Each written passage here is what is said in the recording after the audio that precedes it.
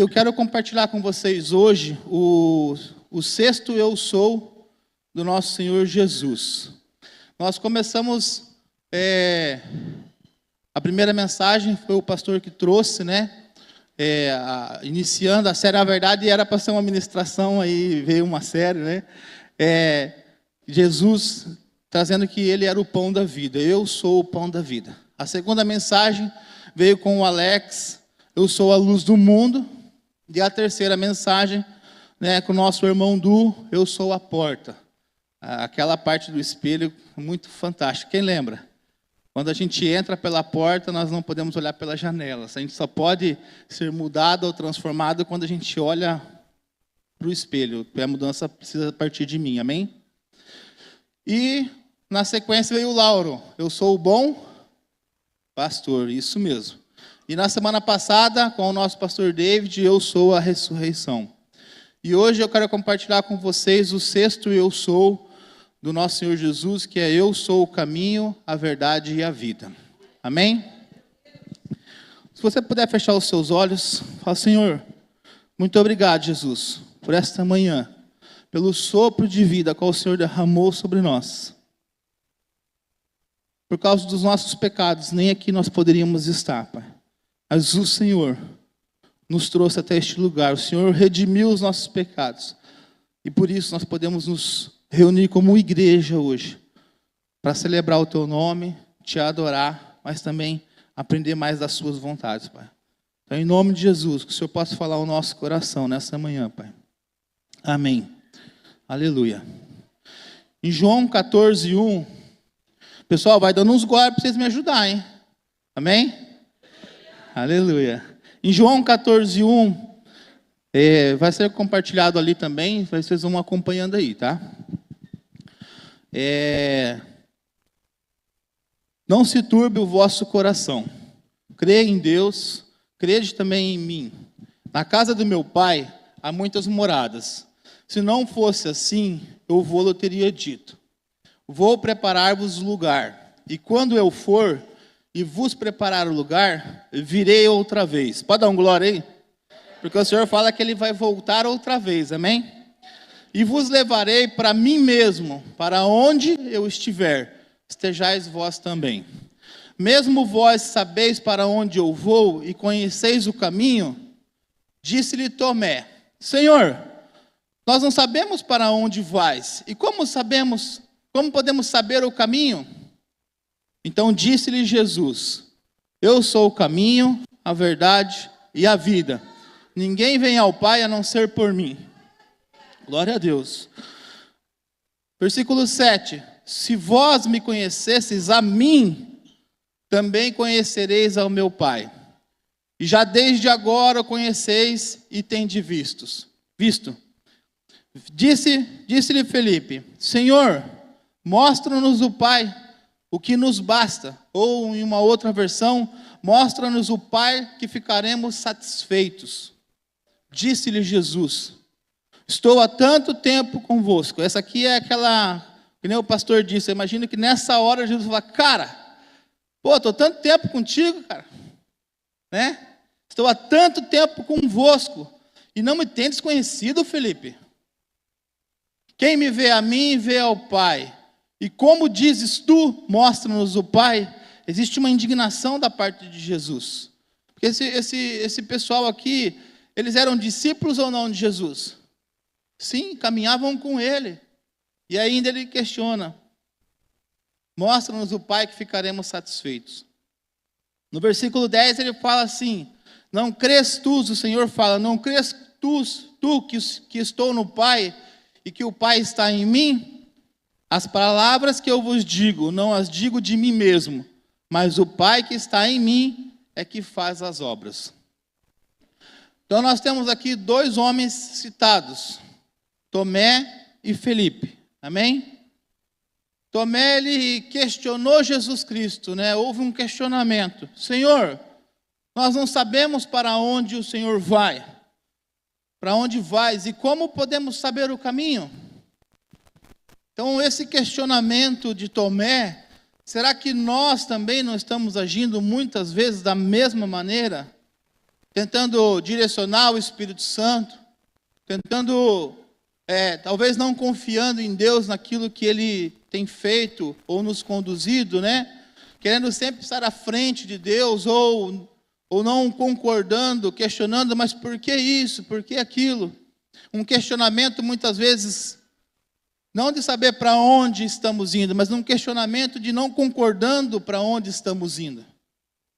Será que nós estamos muitas vezes questionando a forma que os nossos líderes, os nossos discipuladores têm nos conduzido? Eu me coloco nisso. Eu quando eu estava preparando a mensagem, eu me coloquei nisso. Será que eu não tenho questionado demais a forma que o meu discipulador tem me conduzido? Não estou falando do pastor da igreja, estou falando do meu discipulador, aquele cara que senta comigo, que sente o cheiro do meu bafo de manhã se eu chegar na porta da casa dele. Aquela pessoa que anda do meu lado. Será que porque essa era a relação entre Tomé e Jesus nesse momento. Eles estavam andando juntos há tanto tempo e houve esse questionamento. Será que muitas vezes na hora do processo onde eu e você estamos sendo forjados, transformados de uma matéria a outra, né, de uma matéria-prima principal a realmente uma ferramenta, a algo de valor, será que nesse momento nós não estamos dando um passo para trás em vez de estar dentro do processo ao qual o Senhor quer que a gente esteja? E esse foi o questionamento de Tomé. Como que nós vamos ir se a gente não sabe para onde a gente está indo? Esse foi o questionamento dele. Será que nós não estamos questionando demais Deus na figura dos nossos líderes? Porque é dessa forma que Deus vai agir. Nós estávamos, essa semana, fomos fazer um chá e na coisinha do chá estava escrito uma mensagem. Mas aí você vai ouvir um louvor, vem a mensagem. Aí você escuta uma palavra do seu discipulador, não, isso daqui não serve para mim não. Aí eu estou fazendo o quê? Senhor, qual é o caminho? Estou fazendo o mesmo questionamento, porque o Senhor está afirmando que Ele é o caminho, Ele é a verdade, Ele é a vida. Mas existe uma coisa interna que nos leva a ir contrário a isso, que é a nossa natureza humana. E o segundo homem citado aqui na mensagem é Felipe. Senhor, mostra-nos o Pai, o que nos basta, ou que ficaremos satisfeitos. A pergunta que eu fiz para vocês agora há pouco eu faço de novo. Eles eram discípulos ou não de Jesus? Sim, eles eram discípulos de Jesus. Vê se o teu irmão não está dormindo aí do lado, hein? Cutuca ele. Por que então que muitas vezes agimos da mesma forma, duvidando, conforme eu citei agora? Mas o pior de tudo, porque muitas vezes a gente duvida que nós temos acesso a Deus através de Jesus Cristo. Porque é isso que acontece quando a gente se vira contrário à vontade de Deus. Nós estamos questionando, agindo e duvidando do acesso direto ao nosso Senhor Jesus, ao nosso Deus poderoso, através de Jesus Cristo. E nós tivemos também um povo que agiu dessa forma. E eu quero compartilhar com vocês a história desse povo. Você provavelmente já ouviu, né? Inclusive, é uma história com muitos detalhes, muitos princípios. Então, talvez você conheça ela nos detalhes. Eu não quero me ater muito aos detalhes, aos ornamentos, a parte teológica disso, e sim é relacionado aos 3 pontos. Eu sou a verdade, eu sou o caminho, a verdade e a vida. Amém? Então, bora lá. Nós sabemos que tinha um povo que, depois de mais de 400 anos em cativeiro, com mão forte, o Senhor tirou eles de lá. Que povo era esse? O povo hebreu. Amém? É o nosso povo. É um povo que, depois de 400 anos escravos, eles agora, depois de libertos, eles tinham que viver na dependência de Deus. Eles precisariam aprender, não mais como escravos, esperar as esmolas do passado que eles tinham, mas agora o que eles tinham que esperar era na dependência ou descansar e confiar no nosso Deus. Então, o que aconteceu? O povo, ele havia saído do Egito, mas o Egito não havia saído deles. Esse era o grande X da questão. Muitas vezes a gente vem para a igreja, mas o mundo não sai da gente. E o que o Senhor quer é renovação na nossa mente, a gente larga as coisas que um dia nos matavam, nos destruía e passamos a viver uma nova vida em Cristo. Então, esse povo, eles haviam saído do Egito, mas o Egito não havia saído deles. Então, o Senhor fez o quê? Levou o povo para onde? Para onde o Senhor levou o povo? O deserto. Beber água.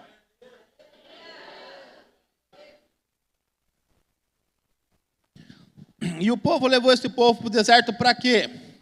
Para que eles pudessem aprender a viver essa dependência em Deus. E também existia algo que Deus precisava fazer. Para que ele pudesse se manifestar no meio do povo, no meio da congregação, com poder e glória, era necessário o quê? Acesso a ele, amém? E quando o pecado entrou no mundo, através de Adão e Eva, Deus criou um plano para redimir o pecado do homem, né? E no meio do deserto, Deus também teve esse plano maravilhoso para que a glória dele se manifestasse no meio desse povo.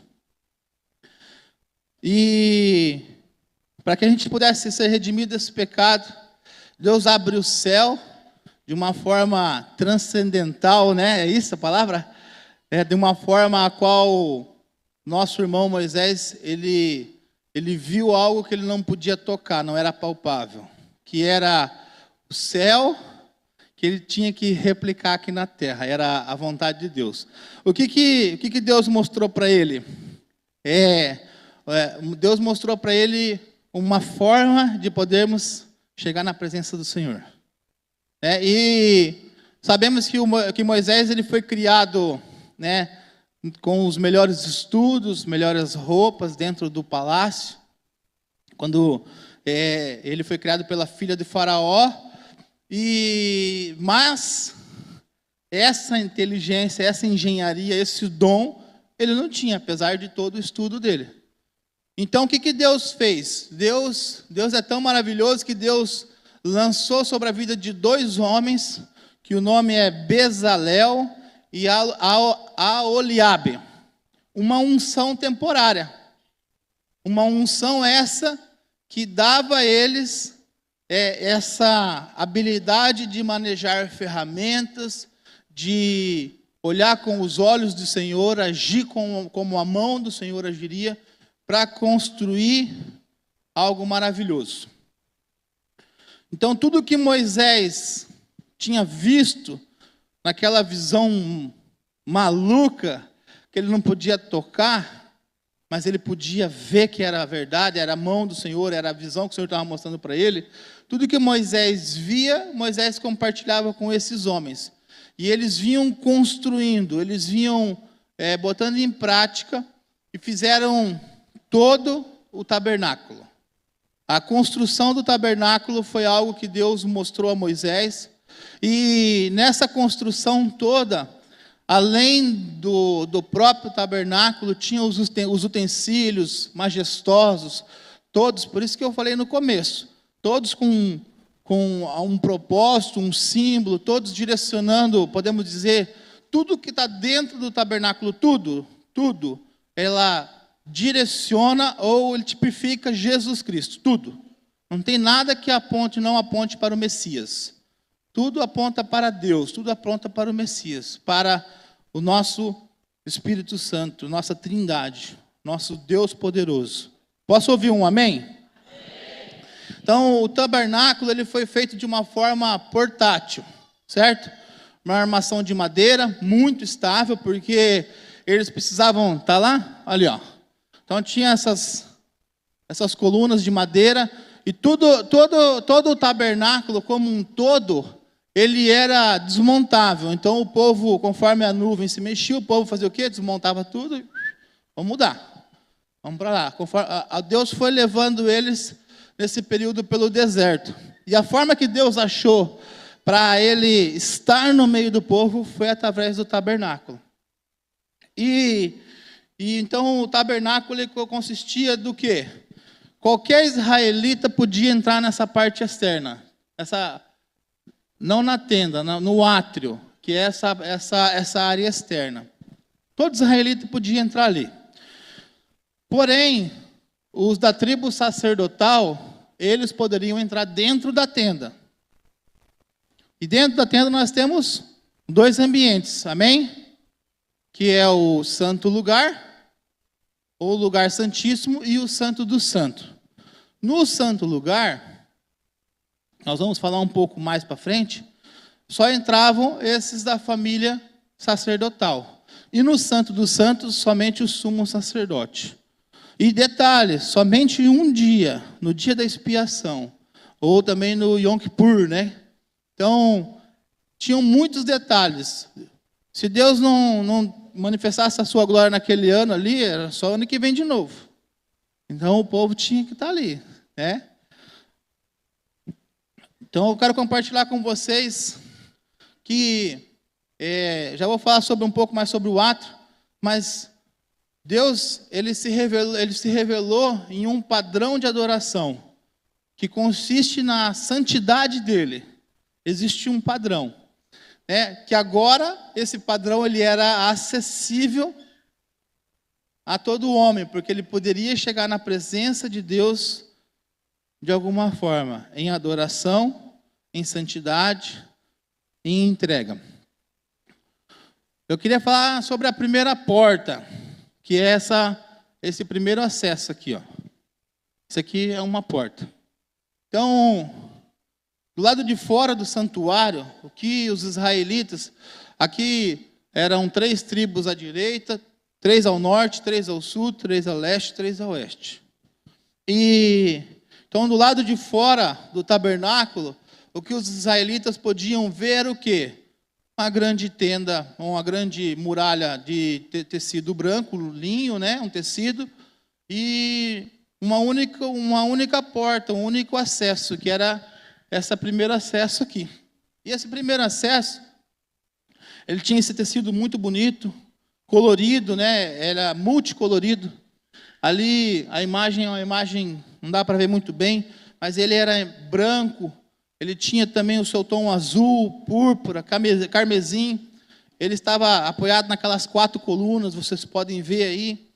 Então, ele claramente apontava uma entrada, um local de acesso dentro do pátio. Aonde ficava ali o altar de bronze, dentro do pátio, ali no altar de bronze. O que acontecia? Então, todo homem que havia pecado, todo homem que representava uma família, ele pegava um animal, macho, com as características que o Senhor já havia dito no padrão de santidade, conforme a gente comentou.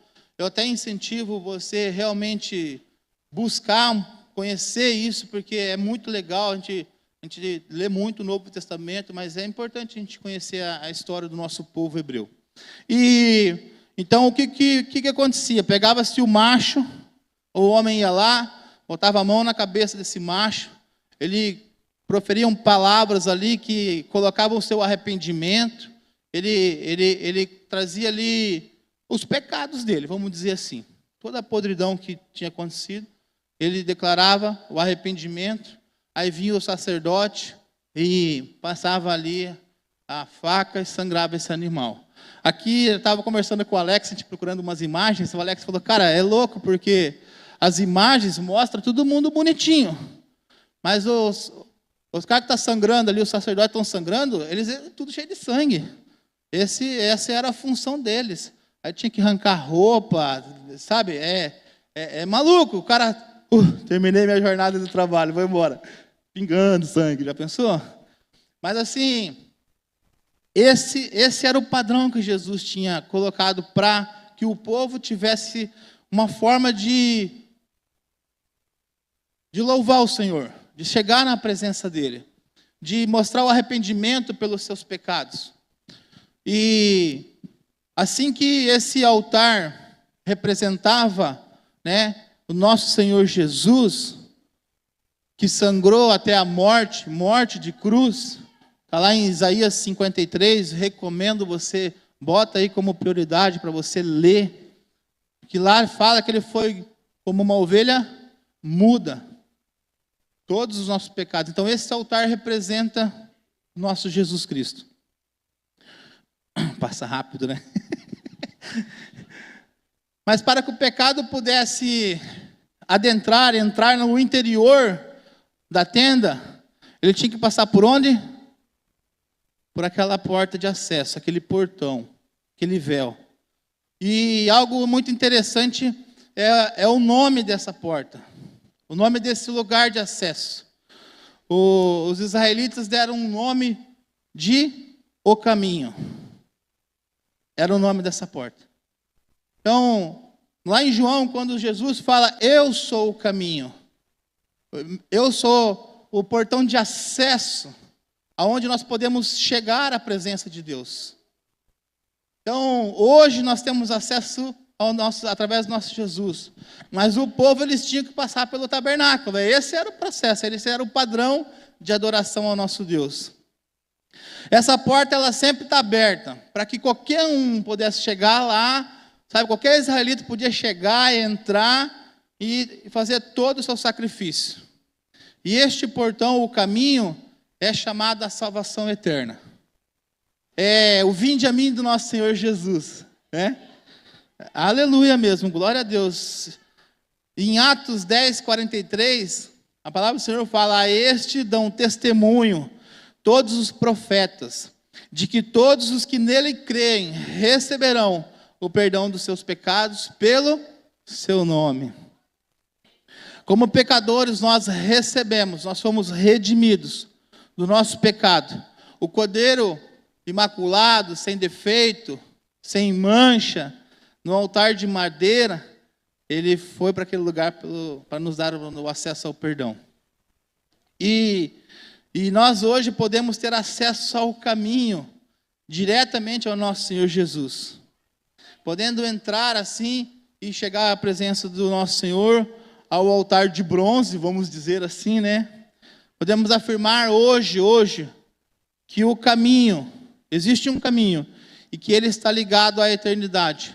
Ele está ligado diretamente ao sacrifício do nosso Senhor Jesus. Então isso nós podemos afirmar, amém?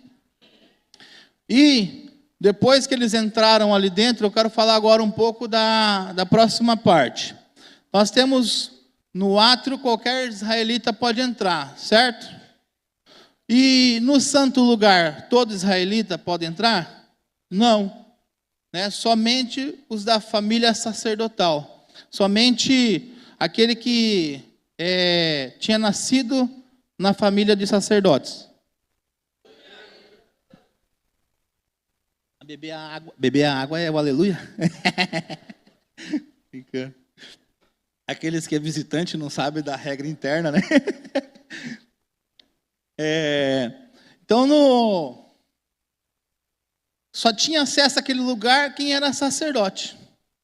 E após ele se lavar ali na pia de bronze, né, ele tinha acesso só àquele lugar, não podia sair dali.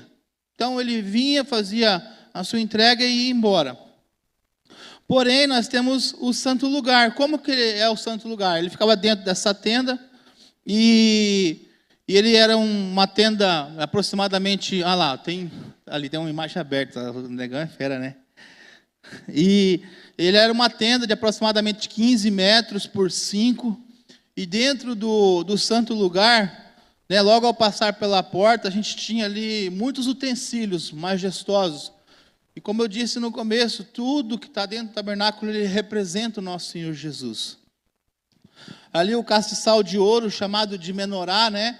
E a mesa dos pães, da preposição, né? A mesa é lindo, gente. Nessa parte ali, no sábado, entrava o sacerdote, ele arrumava os pães, são 12 pães, cada pão representa uma tribo. Sabe assim, a história do tabernáculo como um todo, ela é muito, muito, realmente aponta diretamente ao nosso Senhor Jesus. E é algo de você, a gente fica ali e você volta em algo novo e é lindo de ver, de estudar sobre isso. Então eu realmente, né, não fugindo da tua programação de leitura, aquilo que nós temos feito como habitual, mas se você tiver um tempo, faça isso.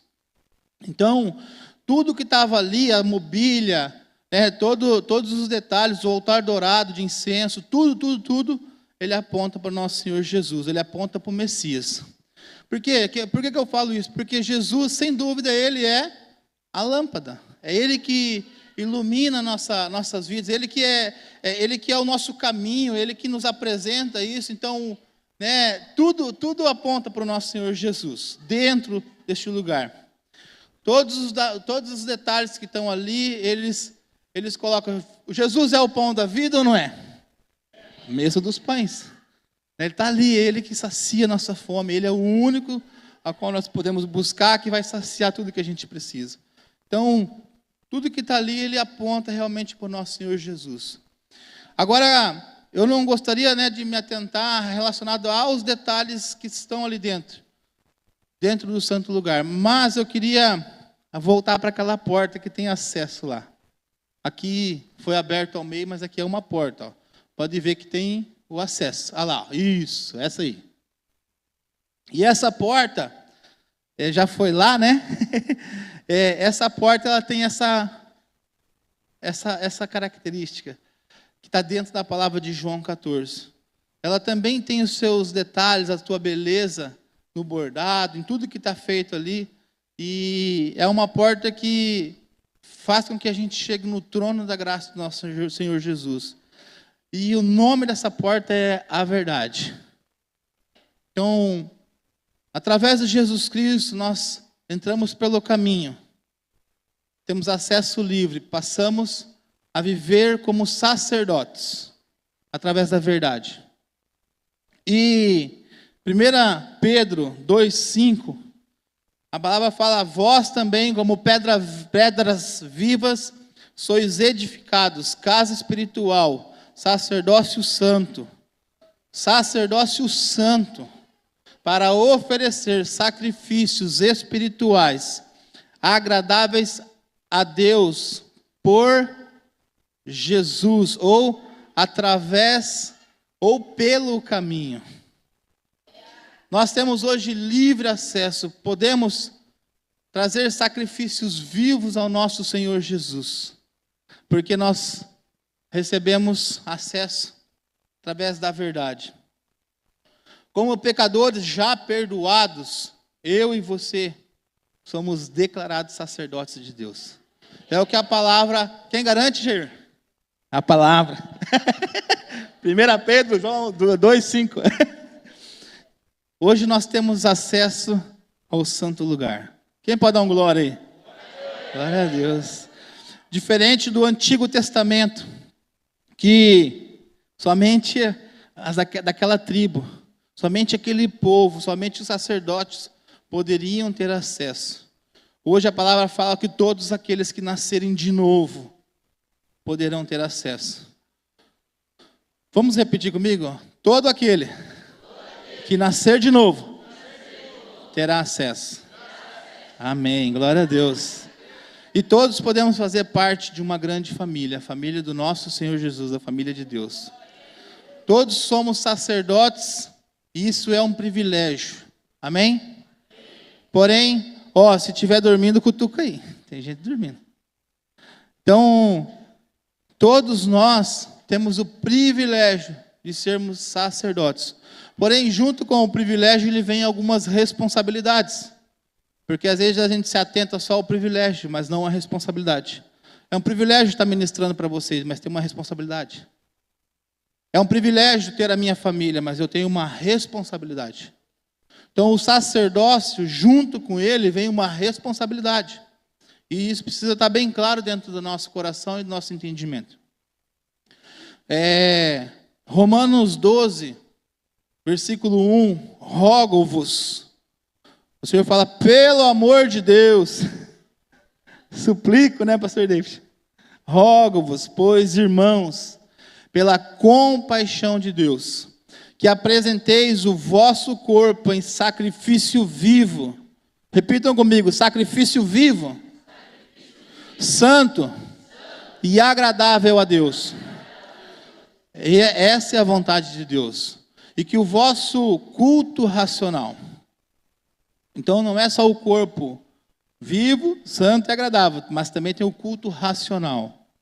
E não sedes conformados com esse mundo, mas sede transformados pela renovação do vosso entendimento, para que experimenteis qual seja a boa, agradável e perfeita vontade de Deus.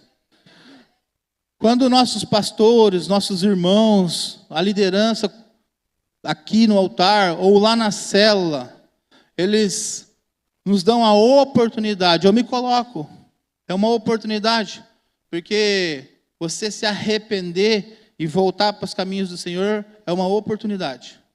Então, quando os nossos pastores, quando os nossos irmãos, eles trazem aqui no altar a oportunidade de nós aceitarmos Jesus pela primeira vez, que seria o ideal, a gente não ficar botando o pé no mundo, pé na igreja, pé no mundo, não é isso, não é a vontade de Deus. Uma vez aceite Jesus, aceite Jesus. Só que a nossa falha humana nos afasta do Senhor. Então, quando a gente recebe essa oportunidade de estar aceitando Jesus, o que os nossos pastores estão falando, ei, entre pelo caminho. Venha viver a verdade na sua vida. Por isso que muitas vezes, né, você que é os nossos convidados, estão vindo pelas primeiras vezes, às vezes, de novo esse negócio aí de aceitar Jesus, todo culto tem que ter, claro, todo culto nós vamos fazer, porque nós estamos apresentando o caminho, a verdade e a vida que é o nosso Senhor Jesus Cristo. Nós estamos trazendo o nosso irmão que está morto espiritualmente para viver a vida novamente. Mas aí quando a gente apresenta o caminho, a verdade, muitas vezes, mas por que isso? Aí a palavra que nós acabamos de ler, para que nós possamos aprender a apresentar o nosso corpo como sacrifício vivo. Hoje não está mais ligado ao sacrifício de um animal. Está ligado a um sacrifício vivo, a minha e a sua vida. Hoje não está ligado mais a um ritual, uma liturgia, glória a Deus, naquele tempo era isso, mas hoje não está mais ligado a isso, está ligado a um sacrifício vivo. Então, para nós vivermos isso, nós precisamos entrar pelo caminho e decidir viver a verdade. Está ligado a aceite o Senhor como seu Senhor e Salvador? Sim. Então, vem aqui, vamos orar. Quando nós, como líderes, a gente traz essa oportunidade, é para que eu e você, o dia que nós aceitamos, e para que os novos membros venham a entender que nós vamos começar a apresentar o nosso corpo como sacrifício vivo, santo, agradável. Foi o que nós acabamos de ler em Romanos. Não nos conformando com o padrão desse mundo, não nos amoldando, não pegando a forma mundana de viver, pelo contrário. A palavra fala que nós não podemos nos amoldar. Nós temos que ser transformados pela renovação da nossa mente, a metanoia, a mudança de mente. Mas também precisamos entender que é a mudança do nosso coração. Porque nós falamos aquilo que está cheio do nosso coração. Então, o santo e agradável e racional, nós precisamos nos amoldar ao padrão do nosso Senhor Jesus. Não tem outro padrão de viver. Para a gente estar agradando, se santificando, fazendo valer o caminho, a verdade, é dessa forma, existe um padrão. Assim como existe um padrão no tabernáculo, existe um padrão para nós hoje. Amém? Para que experimenteis qual seja a boa, agradável e perfeita vontade de Deus. Eu quero falar com os homens agora. Sabe, irmão? Quando a tua esposa, a minha esposa, eu me coloco na palavra, tá? Quando ela é a mulher que levanta a oração para o alimento, quando ela que ora pela enfermidade dos meus filhos, quando ela tem autoridade para isso. Só que quando eu deixo ela fazer, quando eu me tiro, vai lá você orar. Vai você fazer o discipulado com as meninas, com os meninos. Quando eu me eximo disso, quando a minha esposa, ela ora pela bênção do carro, ela ora pelo milagre que precisa na minha casa, quando ela ora pela minha família, sabe o que eu estou fazendo? Eu estou falando para o meu Senhor Jesus, fala, Deus, o sacerdócio eu não quero, eu passo para minha esposa, eu deixo para ela, porque esse encargo, ele está sobre as nossas vidas, junto, na mesma missão. Sim, ela vai ser a nossa auxiliadora, ela vai sim educar os nossos filhos, nossas filhas, ela vai sim ajudar na empresa, ela vai sim, porque Deus deu uma inteligência para as mulheres diferente dos homens.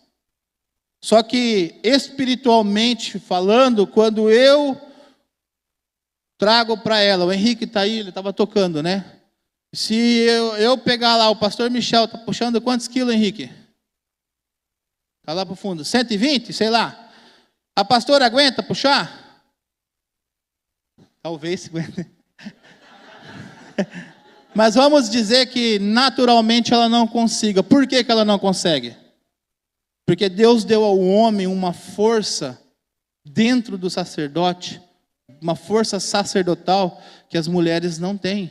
Então, quando eu e você deixamos esse encargo sobre a vida delas, nós estamos sufocando as nossas esposas. Nós estamos colocando sobre ela uma carga espiritual a qual elas não são preparadas. Elas não são desenhadas por Deus para isso. Então, o que acontece? Elas vão fazer? A pastora Fran vai aguentar puxar o peso? Vai, porque ela é forte.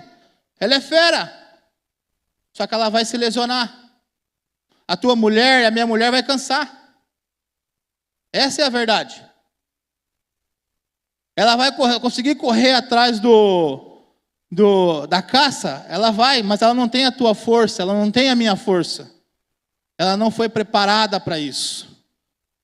Mulheres, não me entendam mal, não estou querendo trazer... Tem mulheres que são muito, muito mais fortes do que os maridos, fisicamente. Não é isso. Mas eu estou falando de uma responsabilidade espiritual que está sobre os homens. Sacerdócio. Nós não podemos deixar sobre a vida das nossas esposas essa responsabilidade. Quando eu faço isso, eu falo, Deus, eu não quero isso. Eu me eximo disso. Eu compartilhei um pouco disso num discipuladão que eu fiz com uns homens lá. Eles estavam lá e eles ouviram. Quando eu deixo esse encargo para minha esposa, eu estou sufocando ela. Ela vai fazer, porque eu sei que ela é fera. Só que vai chegar uma hora, ela vai falar, estou cansado. Chega na quinta-feira para ir para a célula, a mulher tem que ficar arrastando o cara. Vamos para a célula. Eu lembro que eu vou falar o que eu falei no discipulado com os homens, tá? Então eu sei que eu estou na igreja, mas lá eu falei com os homens, mas não falei besteira. Chega na hora de pegar o quilo do amor, pega qualquer coisa aí mesmo. Não é? As mulheres, elas já prepararam a farinha, né, o trigo, pegaram o extrato de tomate, pegaram o café. Agora nós, como sacerdote, fala, hoje é minha vez, vou levar o café. Estou usando um exemplo simples, cotidiano nosso. Vou pegar um café para levar para o quilo do amor. Vou pegar esse mais barato aqui. Não, cara, eu tomo melita, vou levar um melita. Se eu tomo um pilão, vou levar um pilão. Por quê? Eu estou levando 1 quilo de amor, cara. Eu sou um sacerdote. Na hora que aquele quilo de amor chegar na família que vai receber, chegou ali a presença de Deus através do teu quilo de amor. Essa é a postura de um sacerdote. Vai levantar, vai domingo, vai vir para a igreja, dá uma olhada, meu amor, está tudo certo? Não está aparecendo mini-bique? Não está... Olha a tua esposa, às vezes a esposa está com o decote, cara, converteu agora, estou falando para pessoas que estão chegando e pessoas que estão na igreja há muito tempo. Às vezes o decote está muito... Então, sacerdote, proteja a tua esposa. É uma roupa que talvez dentro da tua casa, ali está legal. Mas para ir para um culto não dá. Você tem que proteger a tua família, proteger a tua esposa. Proteger os teus filhos. Falando de criança, né? Sou suspeita a falar, mas, cara, se a gente pedir para a pastora Ana quantos livros de discipulado foi vendido, é uma vergonha. Faz quanto tempo que nós estamos pedindo o material? A dona Mara com a equipe, toda terça-feira, ela disponibiliza um material para a gente aplicar para as crianças no discipulado em célula. Só que o discipulado com as minhas filhas é diferente. Eu estou passando o que eu, sacerdote, tenho. Agora, quando eu ajo responsabilizando a minha esposa, responsabilizando a igreja disso, aí quando os meus filhos, as minhas filhas crescerem, cara, eu não vou poder reclamar de Deus. Esses dias nós tivemos o privilégio de compartilhar a bênção de um casamento de uma família, e eu já me vi abençoando o casamento da minha filha. Eu tenho certeza como vai ser, só não sei a cara do caboclo ainda. Coitado dele na hora que eu saber. Como é que o pastor fala? Você sabe o shampoo que ela usa? Sabe o creme que ela usa? Rapaz, vai tirar a filha de casa para deixar passar necessidade? Não dá. Só que essas coisas você não vai ensinar quando ela for adulta. Você vai ensinar agora. Eu acho muito legal eu esqueço o nome do senhor, o pai da ruiva. Teu pai. Juliano. Eu acho muito legal o seu Juliano. Seu Juliano, cara, ela serve no Kids, ele vai lá, chega no horário, ele espera a filha terminar o compromisso dela, ele pega ela e leva para casa. Mas esses dias ela veio conversar com a gente, falar, olha, eu amo servir, mas eu vou precisar sair um pouquinho mais cedo, porque eu estou na fase dos estudos, faculdade, aquela coisa toda, eu preciso me aplicar um pouco mais. Tem como eu continuar servindo, mas sair mais cedo? Claro que tem. Vamos conversar, vamos se ajustar. Então, ela trouxe aquilo que é uma necessidade dela, com muito carinho, mas o que acontece? Quando a gente decide levar a vida do nosso Senhor Jesus de qualquer forma, vou sair do ministério. Não vou nem fazer falta, mas, sabe, o compromisso lá, deixa para lá. Vou focar aqui, não. É responsabilidade, agir com honra. Então, ela honra os pais. Né? O pai aceita o compromisso, honra ela, vai lá buscar, ele espera ela. Podia chegar também e falar, vamos, ficar buzinando. Não, ele chega, ele respeita o tempo dela, o servir dela. E isso é bonito de ver, porque existe um diálogo na família, existe uma conversa, existe uma unção do Senhor que está ali. Então, quando eu e você, sacerdote, né, você vê que eu estou me alongando mais aqui, meu Deus do céu, me alongando aqui porque é a principal parte, porque é onde nós estamos falhando. Muitas vezes é onde eu falho. Uma mente dedicada à verdade de Deus, ela produz vida. Uma mente dedicada à verdade de Deus, ela produz vida. Após o santo lugar, está o santo do santo. Nós não achamos nenhuma imagem desse lugar. Nós procuramos um monte. Mas ali dentro estava a Arca da Aliança. Ali dentro é a presença palpável, tangível do próprio Deus. Você que já estudou isso, já leu, você sabe que tem vários detalhes para entrar ali dentro. Era somente o sumo sacerdote, correto? Tinha um jeito. Já pensou? O cara tem que entrar dentro do lugar, tinha os utensílios que ele tinha que levar, o sangue. Então ele chegava ali, não tinha nada lá dentro, só a Shekinah, só a glória do Senhor. Ele vinha com a cabeça baixadinha assim, a cordinha no pé dele, o sino, né? A corda era na cintura, o sino era no pé. Ó, deu meu time. Aí ele entrava. Se ele tivesse pecado, o que acontecia? O sino parava de tocar. Significa que ele morreu. E a cordinha era para puxar o corpo, para a família fazer o velório. É isso. Se ele não tivesse purificado, não tivesse dentro de um padrão, era o que acontecia. A palavra fala ali que não era de qualquer hora, nem de qualquer jeito que tinha que entrar na presença de Deus. Caso contrário, a palavra fala que logo acima da tampa, ali tinha uma nuvem, e aquele homem era morto na hora. O raio de Jeová pegava ele.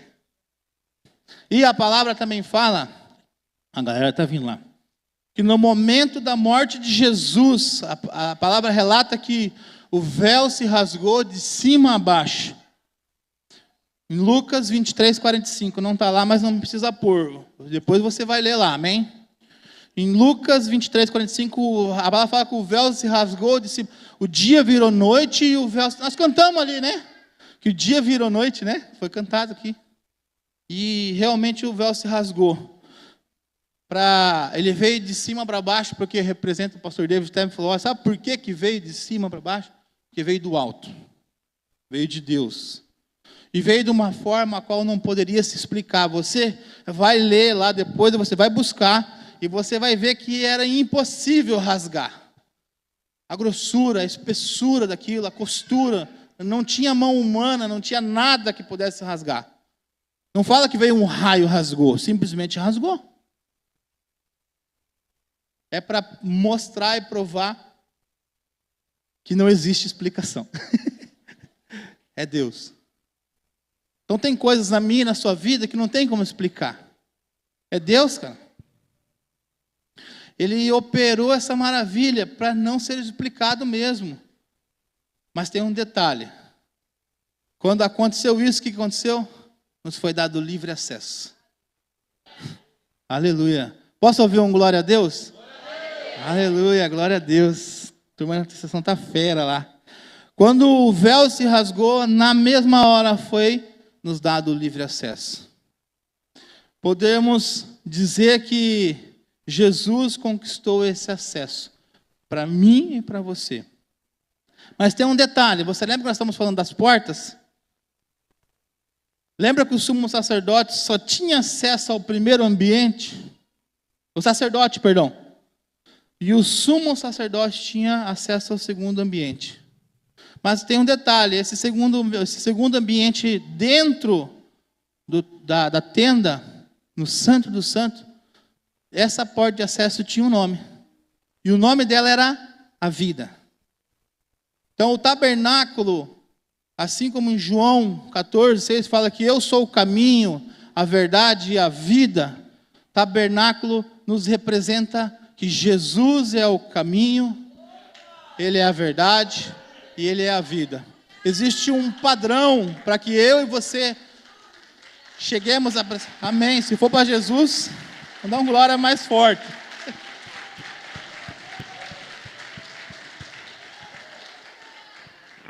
Existia um padrão, mas hoje não. Hoje o padrão é a santidade está em mim e em você. Eu acho que é mais difícil. Porque antes você ia, entregava um animal e pronto, aí era com o sacerdote, a responsabilidade era deles. Agora não, a responsabilidade está sobre a minha vida, sobre a vida da minha esposa, sobre a vida das minhas filhas, sobre a vida da minha família, sobre a vida da minha igreja. Essa é a responsabilidade. Quando a gente fala como líderes e pastores que Guaratuba é de Jesus Cristo, nós estamos declarando que o sacerdote está sobre a cidade. Só que não tem como estar sobre a cidade se eu e você não agirmos como tal sacerdote. Se nós não agirmos verdadeiramente como homens e mulheres de Deus. Então esse acesso nos foi dado.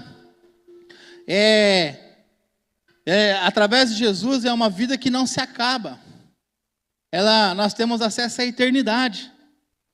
A vida que nos leva a ser eternos com Ele. E assim, como diz no início ali de João 14, o Senhor está indo preparar o quê? um aposento, um lugar. Na casa do meu pai tem muitas moradas. Ele fala para a gente não se afligir, não se turbe o vosso coração. Ele já foi, ele só vai voltar a nos buscar. Então nós temos que andar somente nos princípios, pelo caminho, pela verdade e pela vida. É dessa forma que nós vamos chegar à eternidade. O Santo dos Santos é a chamada para a comunhão com o nosso Senhor Jesus Cristo, com o nosso Deus. É o permanecer em mim de Jesus Cristo. Eu queria ler com vocês novamente, João 14:6. Se tivesse alguma dúvida em Tomé, em Filipe, em mim, em você, eu quero novamente repetir, se você puder ficar de pé.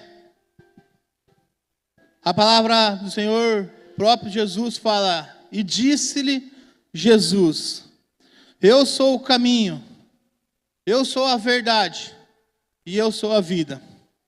Somente através de Jesus Cristo, eu e você, podemos se achegar à presença de Deus. Pois Jesus, Ele é o caminho, Ele é a verdade, Ele é a vida. Hoje nós estamos encontrando nos homens, e vou colocar as mulheres junto disso, porque aqui cabe para todos nós. Essa observação eu tinha feito para o discipuladão com os homens. Hoje nós encontramos nos homens uma fraqueza enorme para as suas lutas, desistindo muito fácil, se abalando muito fácil, saúde muito frágil, porém com muita força, muita resistência a Deus, fraco para as coisas do mundo, forte contrário às coisas de Deus. E nós temos que, como sacerdotes, nos posicionar diferente. Nós precisamos aprender a ser fortes em meio aos desafios e ser fraco diante de Deus. Ser fortes diante de adversidades. Ser fortes diante do pecado. A gente fala uma frase, mas não pode ser uma frase que sai da nossa boca de qualquer jeito. Confessar a tentação para não confessar o pecado. Não, cara. Tem que ser intencional no discipulado. Tem que ser intencional no teu pastoreio. Ah, mas eu não sou discipulado, mas você está numa célula, você está vindo na igreja. Às vezes você está na igreja, mas ainda não foi em nenhuma célula, tranquilo. Mas nós temos aqui os pastores, temos líderes, sabe? Nós temos livre acesso. A palavra fala, se nós estamos com dificuldade, confessai uns aos outros, para que a gente possa ser curado diante daquilo que nós estamos tendo dificuldade.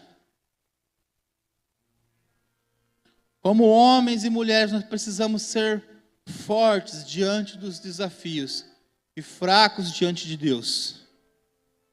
Eu queria que você fechasse os teus olhos. Eles vão começar a ministrar um louvor. E eu vou te fazer uma pergunta, tá? É aquela pergunta que a gente sempre faz. Você que quer aceitar Jesus como o seu único caminho. A palavra, o mundo diz, lembra os padrões do mundo? O mundo fala que existe vários caminhos que levam a Deus. Não existe, é mentira. O único caminho, é mentira do diabo. O único caminho que leva a Deus é Jesus Cristo. Então, se você quer aceitar Jesus como seu único e suficiente Senhor e Salvador, enquanto eles ministram o louvor, eu queria que você viesse aqui à frente.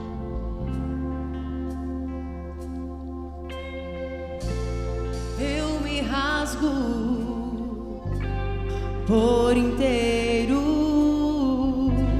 faço tudo, mas vem novamente.